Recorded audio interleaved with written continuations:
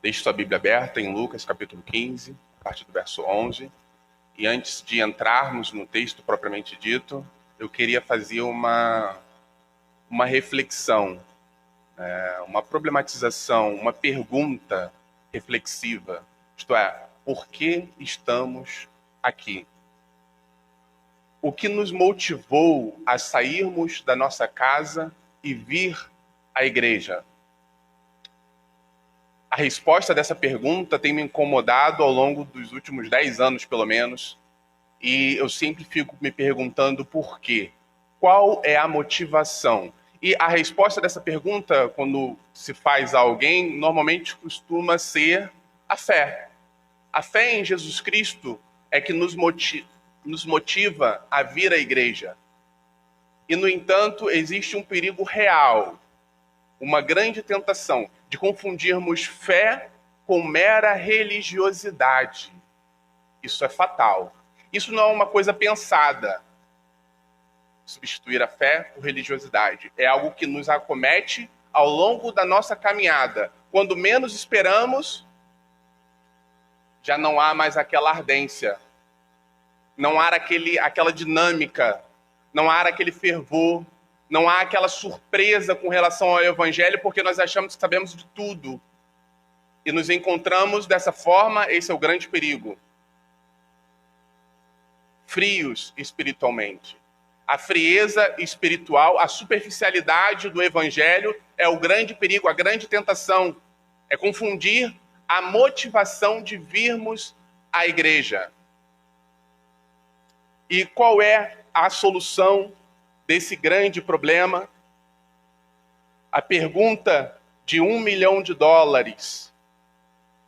O que gera essa transformação negativa, essa transformação gradual? E eu tenho proposto a seguinte questão: esse esfriamento, essa religiosidade que substitui a fé verdadeira, nos acomete em razão de uma compreensão superficial do que é o Evangelho.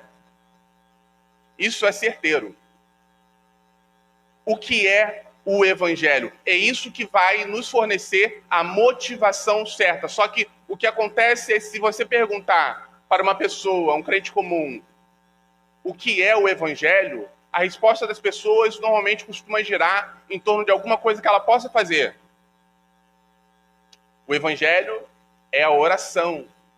Eu me identifico como cristão porque uma vez eu levantei a mão para Jesus Cristo. Eu me identifico como cristão porque eu faço oração, eu leio a minha Bíblia, eu vou à igreja, dou o meu dízimo, meu nome está no hall de membros, e é por isso que eu me identifico. Essa é a motivação de vir à igreja. E, no entanto, essa é uma compreensão muito ruim do Evangelho.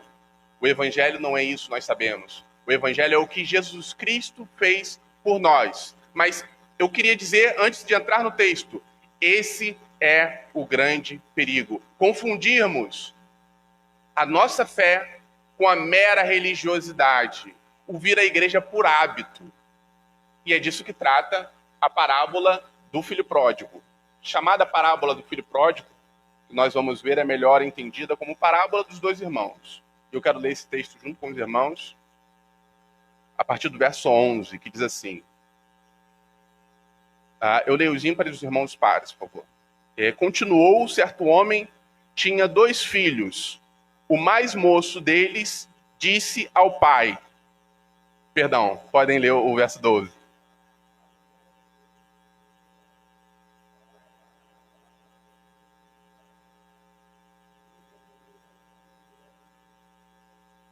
Passados não muitos dias, o filho mais moço, ajuntando tudo o que era seu, partiu para uma terra distante e lá dissipou todos os seus bens, vivendo dissolutamente.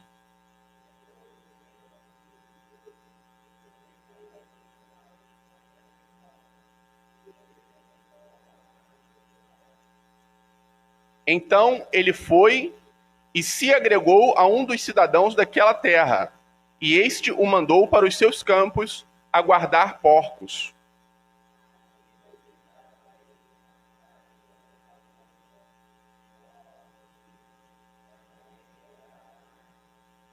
Então, caindo em si, disse: Quantos trabalhadores de meu pai têm pão em fartura e eu aqui morro de fome?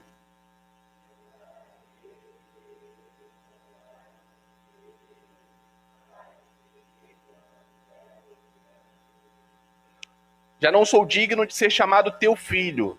Trata-me como um dos teus trabalhadores.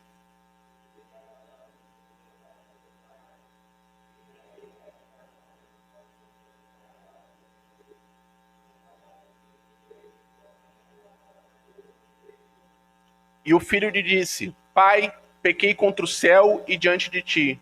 Já não sou digno de ser chamado teu filho.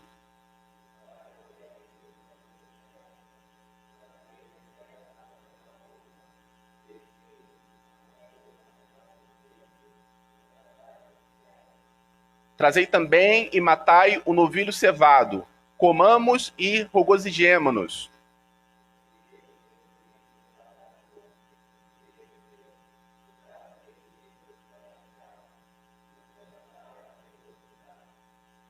Ora, o filho mais velho estivera no campo. E quando voltava, ao aproximar-se da casa, ouviu a música e as danças.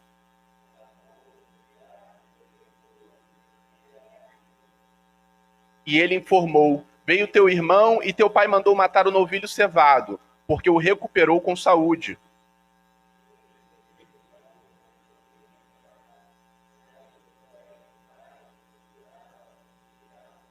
Mas ele respondeu a seu pai: Há tantos anos que te sirvo sem jamais transgredir uma ordem tua, e nunca me deste um cabrito sequer para alegrar-me com os meus amigos.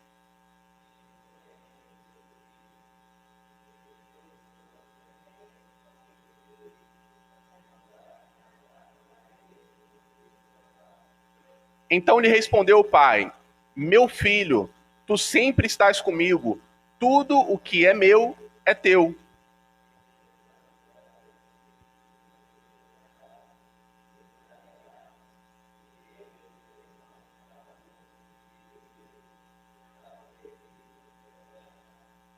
Amém. Nós sabemos que os evangelhos, 4 ao todo, cada um deles narra o ministério de Jesus de uma forma diferente. Cada um possui, assim, uma característica, por assim dizer. E nós, como os cristãos, entendemos que cada uma dessas características são inspiradas por Deus. E com Lucas não é diferente.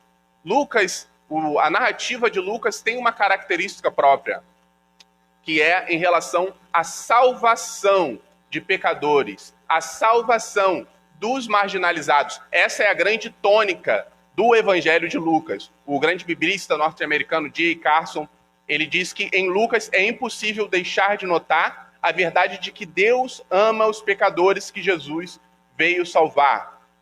E William Hendrickson fala que em Lucas fica explícito o anelante amor do Pai pelos perdidos. Essa é a grande tônica do Evangelho de Lucas, como a gente vê também na parábola dos dois filhos. Né? E em todo o capítulo 15, na verdade, forma uma grande unidade literária. Né? Se nós não conseguirmos entender isso, só dificilmente vamos entender a própria parábola dos dois irmãos. Né? E como que é o capítulo 15? No início do capítulo, os irmãos podem conferir em suas Bíblias, Jesus está em um diálogo com pecadores e publicanos e com fariseus e escribas.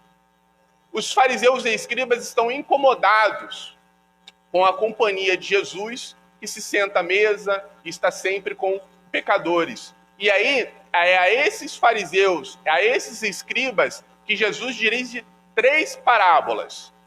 As 3 parábolas conhecidas de Lucas 15, que é a parábola das 99 ovelhas, a parábola das dracmas perdidas e a parábola dos dois irmãos.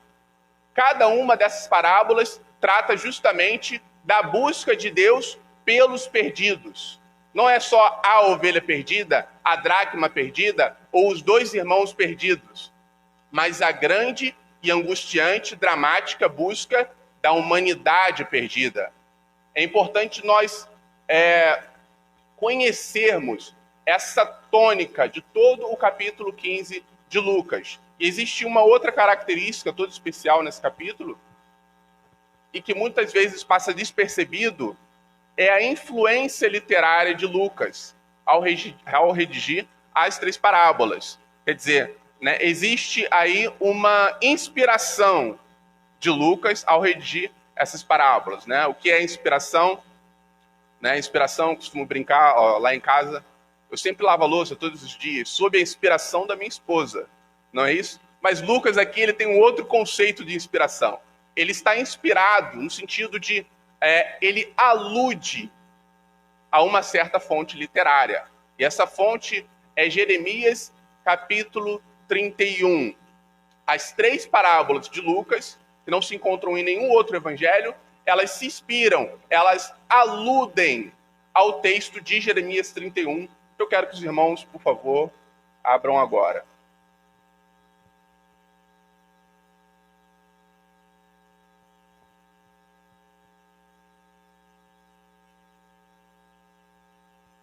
A partir do verso 10.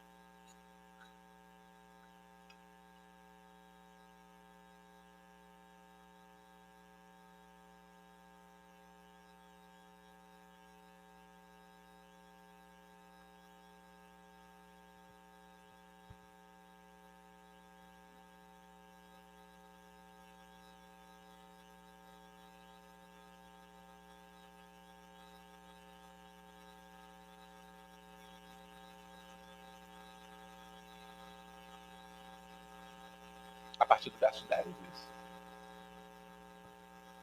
Em Jeremias 31, do versículo 10 ao versículo 14, Deus ele é apresentado como um pastor. Isso os irmãos podem conferir aí. Que do seu rebanho resgata a Jacó. No verso 11 diz, da mão dos mais fortes, o que gera gritos de alegrias. Verso 12. Essa imagem do pastor que tem o seu rebanho e que resgata a Jacó como quem resgata uma ovelha, é uma imagem que se reflete também na primeira parábola de Lucas, do pastor que larga as 99 ovelhas e vai em busca da ovelha perdida. E em Jeremias, logo em seguida, do 15 ao 17, o profeta interrompe a imagem do pastor para falar de Raquel, chorando por seus filhos perdidos, verso 15, e da conversão de seu choro em esperança ao encontrá-los, versos 16 e 17. Lembrando de perto a mulher que vasculha a casa à procura de suas dracmas, a imagem da segunda parábola de Lucas. E rende-se a alegria ao encontrá-las. Nos versos seguintes, de Jeremias 31, os versos 18 a 20, o autor mais uma vez interrompe a imagem que ele estava usando, de Raquel, desta feita para construir uma nova cena, agora do pai, da qual o filho, Efraim, se afasta no opróbrio de sua juventude, verso 19, e retorna cheio de vergonha, o filho que se afasta do pai, no que é recebido sob seu terno amor paternal, o verso 20 de Jeremias 31. Desta vez, lembrando muito bem a inconsequente juventude do chamado filho pródigo, assim como a acolhida paternal de seu pai diante de seu arrependimento. Essas 3 imagens de Jeremias 31 fornecem a tônica, fornecem a inspiração literária, por assim dizer, das 3 parábolas de Lucas. Agora, não só precisamos entender as imagens usadas por Jeremias 31, mas também o sentido contextual de Jeremias. Isto é, o que a imagem de Deus como pastor que busca, que resgata Jacó, nos quer ensinar. O que a imagem de Raquel chorando por seus filhos perdidos, ela quer nos transmitir. O que Jeremias quer nos dizer com um filho que sai da presença do pai? É importante resgatar esse sentido para entender o que Lucas quer nos comunicar com as suas 3 parábolas e como ele usa essas imagens de Jeremias. Qual é o sentido aqui? Precisamos retornar a nossa mente para a famosa história do exílio babilônico. Eu sei que essa não é uma história daí muito conhecida do público cristão, mas é importantíssimo que entendamos a história do exílio. Para todo o Novo Testamento, essa história é de significado todo especial. Quer dizer, os livros dos reis nos contam a história de como Israel foi parar no exílio babilônico por causa do seu pecado. O livro dos profetas, a maioria deles, nos diz como que foi a vida dentro desse cativeiro babilônico. E os livros de Esdras e Neemias nos ensinam como foi o retorno de Israel para a terra prometida. E aqui Jeremias, ele quer usar justamente essa imagem da ovelha que é resgatada, Jacó sendo resgatado pelo pastor, que é Deus, de Raquel chorando seus filhos, que estavam no exílio, mas agora voltaram, do filho que foi, em sua juventude inconsequente, parar num lugar distante, mas que agora retorna e é acolhido pelo pai.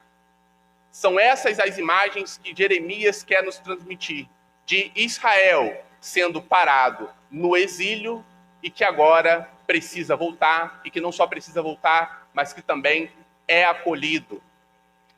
É essa imagem que Lucas quer dar ênfase nas suas 3 parábolas. Quer dizer, nós vamos parar em verdadeiros exílios através de nossos pecados e nos afastamos da presença de Deus. Lucas quer nos ensinar que ele vai ao nosso encontro nos resgatar. Como as dracmas perdidas, nós vamos ser encontrados. Como os irmãos perdidos, nós vamos ser achados. E não há exílio suficiente que possa se comparar com o grande e poderoso amor de Deus que quer salvar o seu povo. É essa imagem que Lucas quer usar de Jeremias. Isso é de extrema importância. Se nós não conseguirmos entender isso, mais uma vez, não vamos entender as parábolas. É como a minha esposa esses dias estava falando comigo, e ela pediu para que eu reparasse numa roupa que ela estava vestindo para sair. Eu estava estudando, muito concentrado, e nós homens temos essa mania, né, de quando a gente está muito concentrado, a gente só concorda, né? A gente não desconcentra para responder a outra pessoa. Ela insistiu que eu olhasse para ela, prestasse atenção e a respondesse. Então, nesse momento do nosso sermão, eu faço o mesmo com os irmãos. Prestem atenção nessa alusão ao exílio. Não só acenem com a cabeça, mas prestem atenção na imagem que Lucas quer evocar. Nós fomos parar no exílio do nosso pecado, mas Deus quer nos resgatar. Assim como os judeus que foram parar no exílio babilônico por causa das suas transgressões, mas Deus os acolheu. Assim também nós, não importa o exílio, Deus sempre quer nos acolher. Esse uso de Jeremias, portanto, é de total significado para o nosso sermão. Tendo analisado o contexto, portanto, precisamos ir agora ao texto propriamente dito.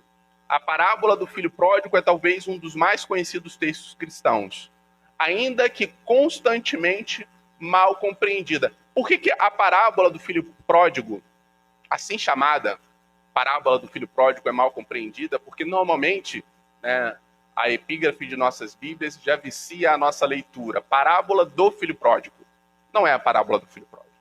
É a parábola dos 2 irmãos. Os 2 irmãos se perdem nessa parábola, de tal forma que não é uma parábola do filho pródigo, mas de como os 2 irmãos, em sua autossuficiência, se afastaram da presença do pai. Essa é a tônica da parábola. E a primeira cena, lá no verso 11 ao verso 19, nós temos a problematização do problema. E eu quero mais uma vez acompanhar com os irmãos a leitura, não versículo a versículo, mas bloco a bloco. Lucas 15, do 11 ao 19, diz assim: certo homem tinha 2 filhos. Lucas vai construindo a cena da sua narrativa. Certo homem tinha 2 filhos. O mais moço deles disse ao pai: pai, dá-me a parte dos bens que me cabe. E ele lhes repartiu os haveres. Passados não muitos dias, o filho mais moço, ajuntando tudo o que era seu, partiu para uma terra distante. E lá dissipou todos os seus bens, vivendo dissolutamente. Depois de ter consumido tudo, sobreveio àquele país uma grande fome. E ele começou a passar necessidade. Então ele foi e se agregou a um dos cidadãos daquela terra. E este o mandou para os seus campos a guardar porcos. Ali desejava ele fartar-se das alfarrobas que os porcos comiam, mas ninguém lhe dava nada. Então, caindo em si, disse: quantos trabalhadores de meu pai têm pão com fartura, e eu aqui morro de fome. Levantar-me-ei e irei ter com o meu pai, e lhe direi: pai, pequei contra o céu e diante de ti. Já não sou digno de ser chamado teu filho. Trata-me como um dos teus trabalhadores. Essa é a problematização da nossa história. E aqui nós temos de cara, no verso 11, 3 personagens: o pai, o filho mais velho e o filho mais moço. E qual é a problematização do problema? O filho mais moço decide pegar a sua parte da herança, mas não somente isso. O pai, ele não está morto. Ele pega a herança enquanto o pai ainda está vivo. E ele sai cidade afora para gastar todo o seu dinheiro e acaba numa crise financeira e uma crise existencial. Parábolas desse tipo nos convidam a fazer uma coisa: a se identificar com os personagens. E aqui, quando vemos o filho pródigo pegando todo o seu dinheiro, toda a sua parte da herança, e saindo a gastar dissolutamente, nós nos lembramos dos cristãos contemporâneos, que não se incomodam com a presença, em estar na presença do Pai, mas só se preocupam com aquilo que o Pai pode lhes dar. O filho pródigo, tal qual, ele pega a sua parte da herança e sai gastando tudo e vai parar não só longe da presença do Pai, mas também em caminhos tortuosos, em sofrimento e em angústia. Como disse C.S. Lewis uma vez, o sofrimento é o megafone de Deus para um mundo que se tornou surdo. E o filho pródigo, ele só reconhece que se afastou da presença do pai em razão do sofrimento. Agora, essa parábola, ela traz esse tópico da parábola, esse primeiro tópico, ele nos traz uma coisa muito interessante. O filho pródigo, ele se arrepende. Ele se arrepende e ele volta para a casa do pai. Ele, melhor dizendo, ensaia um retorno. Ele pensa consigo mesmo a situação dos empregados de seu pai e a sua própria situação. Então, ele confessa mentalmente o que ele vai dizer ao pai ao retornar. E isso nos traz uma lembrança muito significativa. Que, tal qual o filho pródigo, sempre que nos afastarmos da presença de Deus, precisamos nos arrepender. Precisamos voltar do nosso caminho. Assim como os exilados na Babilônia, nós precisamos voltar à terra prometida. Nós precisamos sair do cativeiro. Nós precisamos sair do exílio. e voltar para a presença do Pai. O segundo bloco, que é o enredo, a parte principal do enredo, por assim dizer, se encontra lá nos versos 20 a 24. Que diz assim, logo depois dele tomar consciência do seu erro. E levantando-se foi para seu pai. Vinha ele ainda longe, quando seu pai o avistou, e compadecido dele, correndo, o abraçou e beijou. E o filho lhe disse, pai, pequei contra o céu e diante de ti, já não sou digno de ser chamado teu filho. O pai, porém, disse aos seus servos, trazei depressa a melhor roupa, veste-o, ponde-lhe um anel no dedo e sandálias nos pés. Trazei também e matai o novilho cevado, comamos e regozijemo-nos, porque este meu filho estava morto e reviveu. Estava perdido e foi achado, e começaram a regozijar-se. Perceba que, mais uma vez, precisamos nos identificar com o personagem dessa história, que é o filho pródigo. Quando ele volta para a casa do pai, acontece uma coisa. O pai já está indo ao seu encontro. E isso, mais uma vez, nos ensina algo. Que o amor de Deus, ele nos alcança antes mesmo de nós o encontrarmos. O amor de Deus, ele nos alcança antes mesmo de nós nos confessarmos.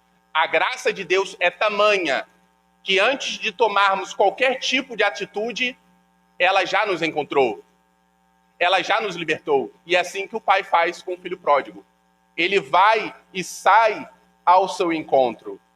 De modo que os primeiros ouvintes judeus reconheceriam logo a imagem evocada nessa cena.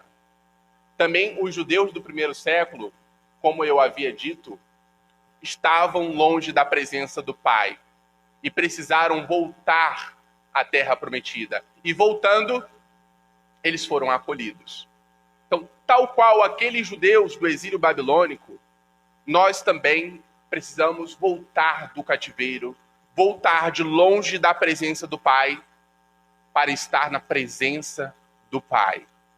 Essa é a imagem principal que esses versos nos apresentam. Como os irmãos devem se lembrar, o livro dos reis, ele conta a história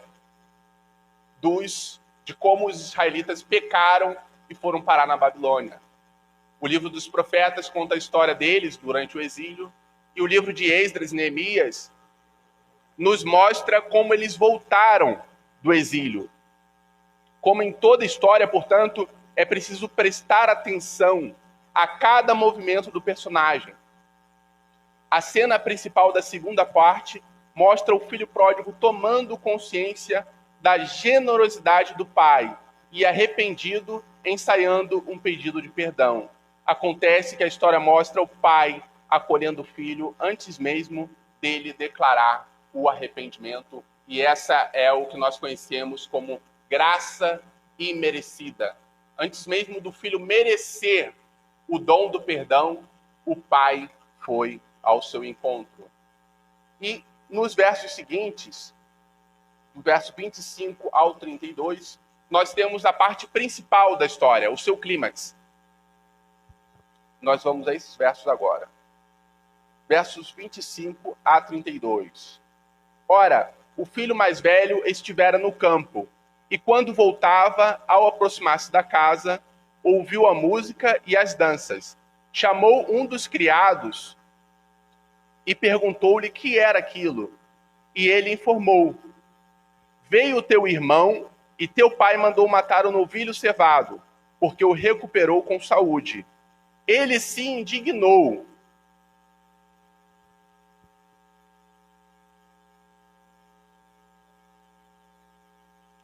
E não queria entrar. Saindo, porém, o pai procurava reconciliá-lo.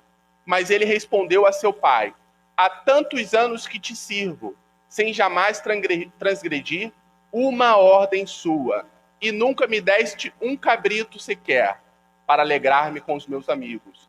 Vindo, porém, esse teu filho, que desperdiçou os teus bens com meretrizes, tu mandaste matar para ele o novilho cevado.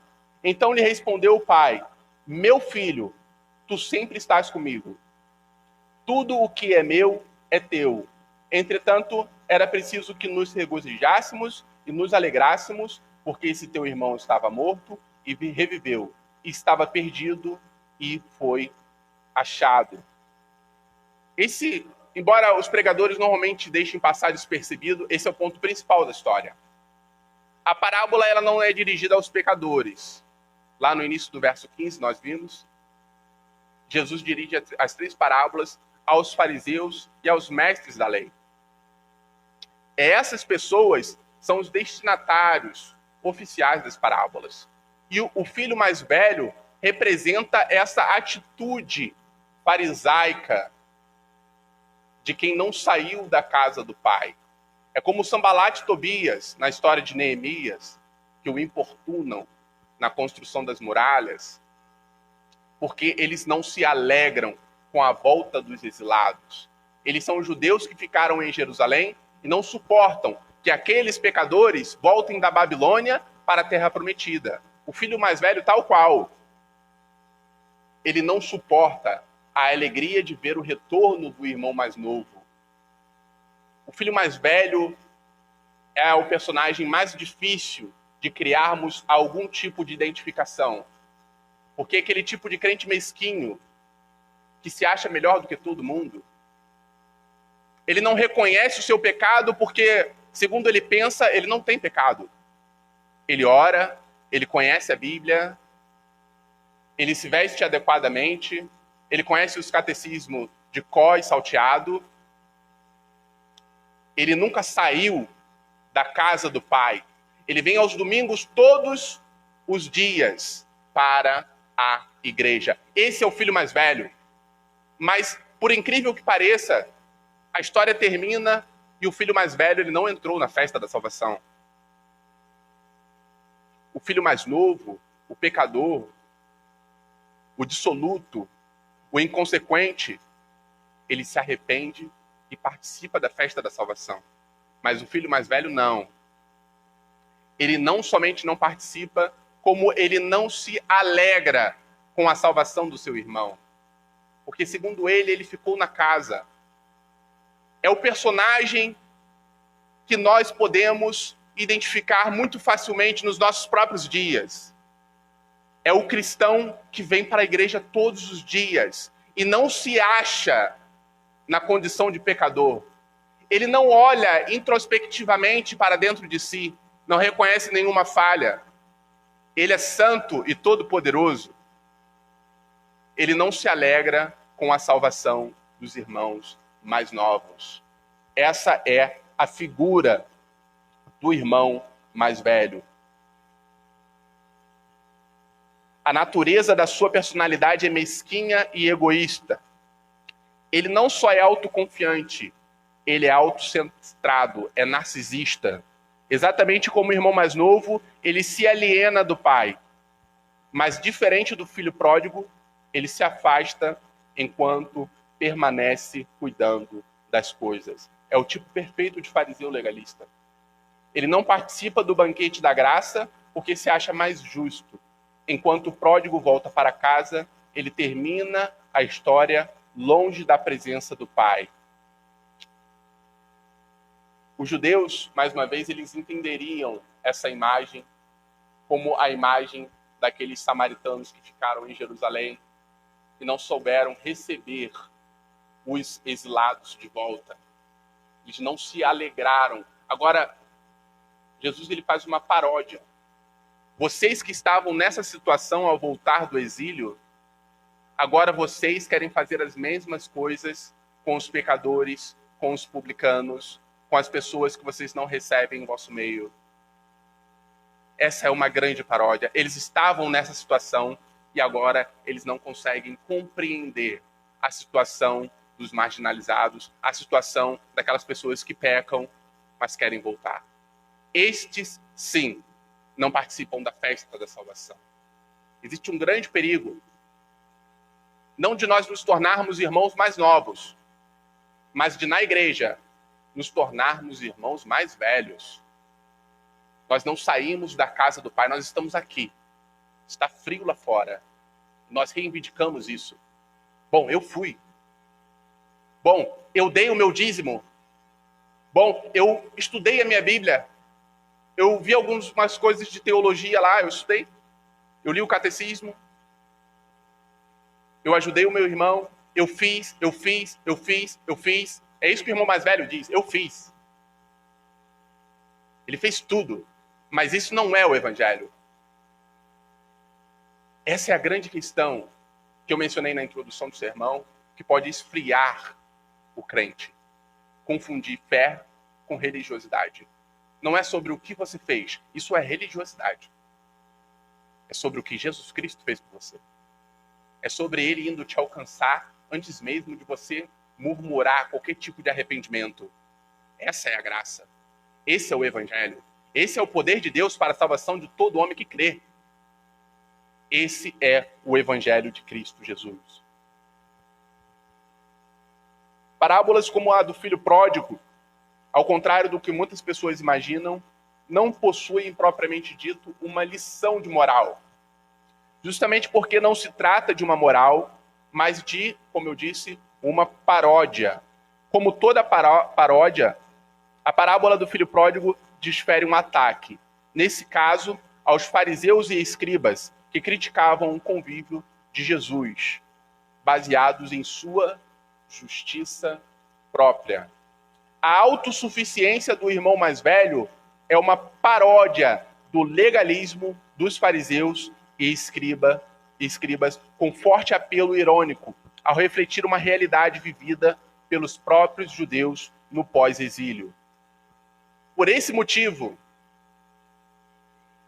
é que o título da parábola que nós normalmente identificamos, parábola do filho pródigo, ele não é o melhor título para a parábola. Mas, como eu sugiro, a autossuficiência pródiga. A autossuficiência pródiga. Tanto o irmão mais novo quanto o irmão mais velho, eles se alienam da presença do pai. O que significa alienar-se? Afastar-se. Eles se ausentam, eles se colocam em um alto exílio da presença do pai. O primeiro faz isso, como nós vimos, por causa de bens, por causa daquilo que o pai pode dar para ele. Esse é o primeiro modo que nós temos de se afastar da presença do pai, reivindicar aquilo que ele pode nos dar. Nós virmos a igreja por causa de uma porta de emprego. Nós virmos a igreja para nos sentirmos emocionalmente melhores. Sempre que nós reivindicamos alguma coisa do pai, nós nos comportamos como os filhos mais novos. Nós não nos importamos com a presença do pai, mas com aquilo que ele pode nos dar. Esse é o grande perigo. É o que hoje nós chamamos de teologia da prosperidade, não é? Eu vou à igreja para receber uma bênção. Eu vou na igreja para trocar de carro. Eu vou na igreja para me sentir melhor. Isso é o que o irmão mais novo faz. Ele não está interessado no amor do pai, mas no que o pai pode lhe dar. Esse, portanto, irmãos, gravem, é o primeiro modo de se afastar da presença de Deus. Reivindicar, interessar-se a aquilo que o pai pode lhe dar. O segundo modo, como nós vimos, é permanecendo na casa. É vindo à igreja. Esse, impressionante, né? É o segundo modo de se afastar da presença do pai. É fazer as coisas certinhas. E achar que isso é a forma como nós conquistamos a nossa salvação. Esse é o segundo e mais letal modo de se afastar da presença de Deus. É achar que nós fizemos tudo já. Que Deus não fez nada, mas que nós, veja como o filho mais velho se comporta. Eu estou na sua casa todo o tempo. Eu cuidei dos seus afazeres. Eu cuidei dos seus funcionários, cuidei do seu gado. Eu arrebanhei as suas ovelhas. Eu fiz tudo. Eu cantei no ministério. Eu vim à igreja. Eu li a Confissão de Westminster. Eu dei o meu dízimo. Eu preguei. Eu dei aula de escola dominical. Eu fui aos encontros nos lares. Eu fiz. Esse é o segundo modo de afastar-se da presença do Pai. Reivindicar aquilo que você fez e se afastar daquilo que o Pai é. Não é sobre o que nós fazemos. O Evangelho não é a respeito de uma oração, não é a respeito de levantarmos a mão para Jesus Cristo, não é a respeito de nós lermos a nossa Bíblia. O Evangelho é a respeito do que Jesus Cristo fez na cruz do Calvário por nós. Esse é o Evangelho.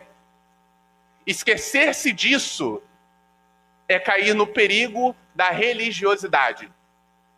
É trocar a fé em Jesus Cristo, a experiência de sentir Jesus Cristo invadindo a nossa vida e a nossa própria personalidade por mera praxe religiosa. Esse é o segundo, portanto, modo de se afastar da presença do Pai. Um terceiro ponto importante, e esse é um problema caricato de ambos os personagens e de todos aqueles que assumem essas características, é achar que o Evangelho ou é sobre algo que posso conseguir ou sobre algo que posso dar. Todas as religiões do mundo, elas são sobre fazer alguma coisa para adquirir a salvação. Assim é o islamismo, o budismo, o espiritismo. Eu faço, então eu recebo. Um outro modo são as teologias modernas de coaching. Eu reivindico, então eu recebo. Eu peço a Deus prosperidade, emprego, segurança, e eu recebo.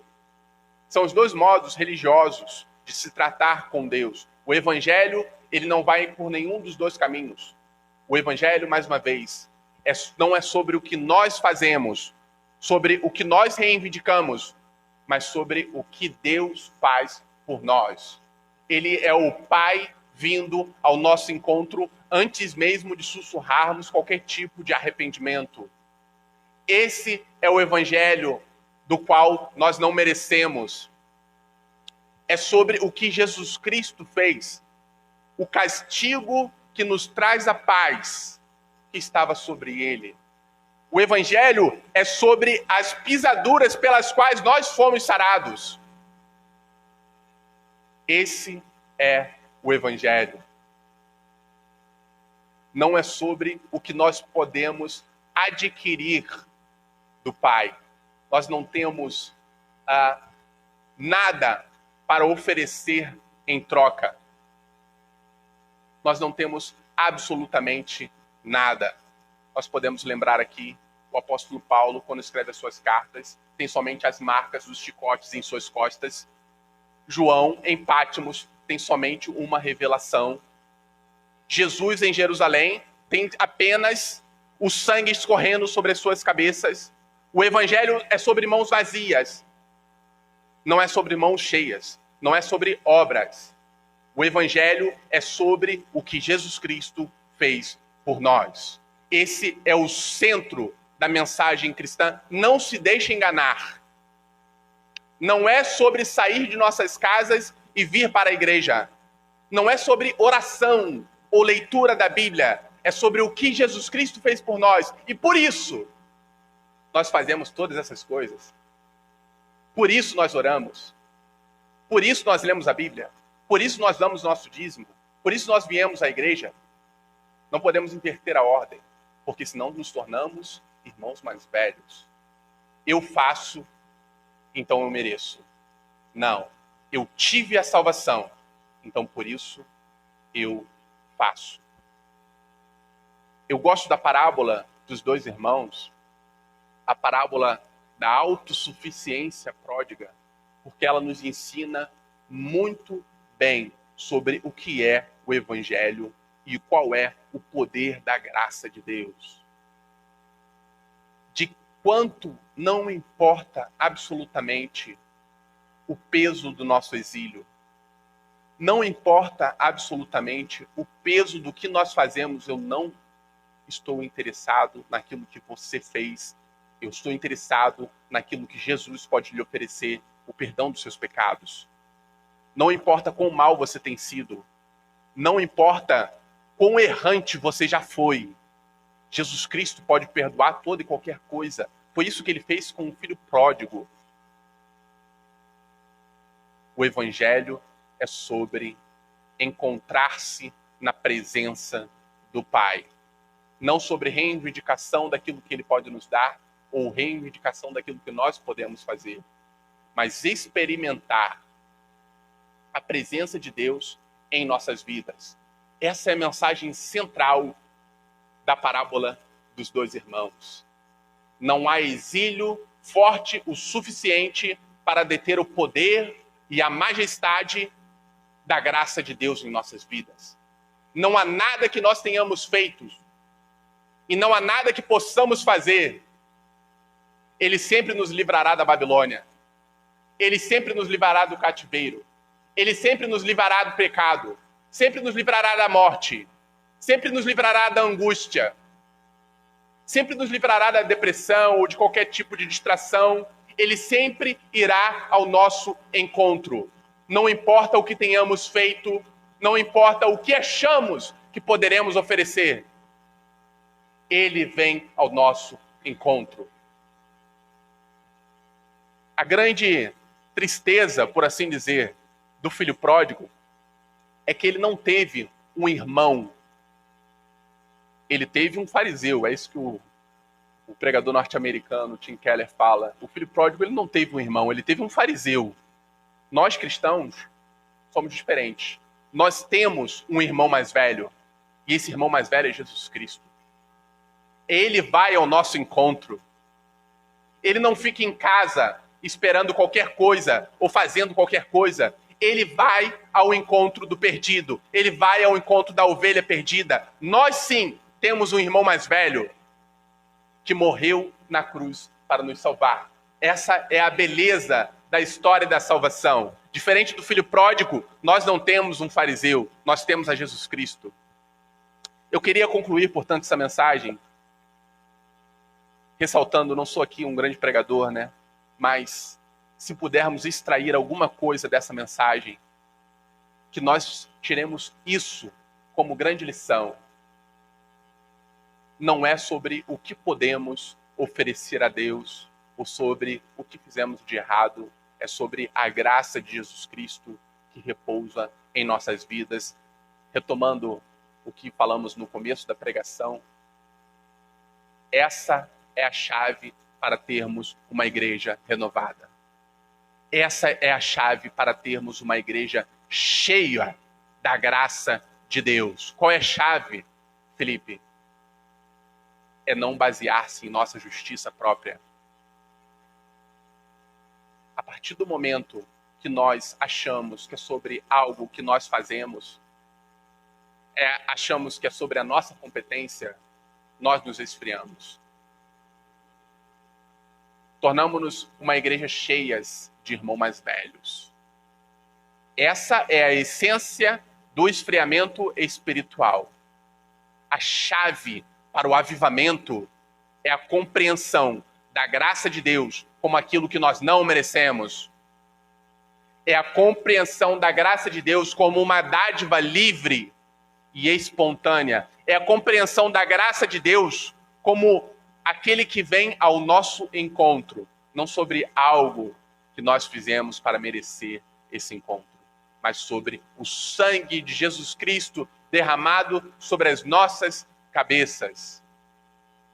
É sobre essa paz com Deus, essa justificação, para usar um vocábulo do apóstolo Paulo. É sobre isso que é o Evangelho de Jesus Cristo. Guarde isso na sua mente. Não há exílio forte o suficiente para deter o grande e poderoso amor de Deus sobre as nossas vidas.